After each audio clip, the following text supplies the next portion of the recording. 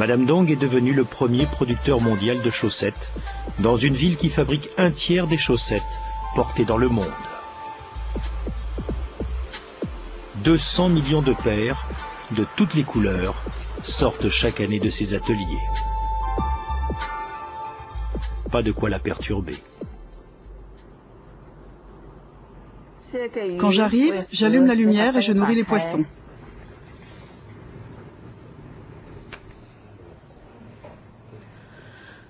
Bon alors, voyons.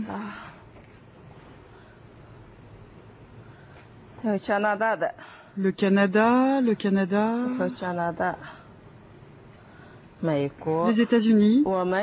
Nous n'avons pas de pays prioritaire. Nous essayons de répartir équitablement nos exportations en termes de quantité. Tiens, il y a aussi l'Australie là. Madame Dong exporte, depuis plus de 10 ans, vers l'Europe, les États-Unis et le Japon en priorité. Auparavant, elle vendait toute sa production sur le marché national. Soucieuse de limiter les risques, elle continue d'écouler ses chaussettes pour moitié en Chine, pour moitié à l'étranger. Sur quel modèle tu travailles en ce moment? Je travaille pour les Japs. C'est une commande pour les Nippons. Mais ta machine est arrêtée là? Oui, on n'arrête pas de changer de bobine en ce moment.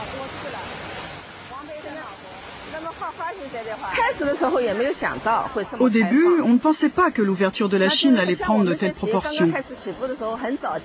Quand nous avons démarré cette usine, jamais je n'aurais imaginé pouvoir m'enrichir autant et être à la tête d'un grand groupe diversifié. On ne pensait pas aller si loin. À l'origine, le but était seulement de subvenir à nos besoins quotidiens. On ne parlait ni d'exporter, encore moins de se diversifier. Les clients viennent désormais directement à l'usine traiter les affaires. Ce matin, c'est Jonathan qui arrive de Los Angeles. Il vient régulièrement vérifier les modèles et les échantillons avant de passer commande par millions de paires.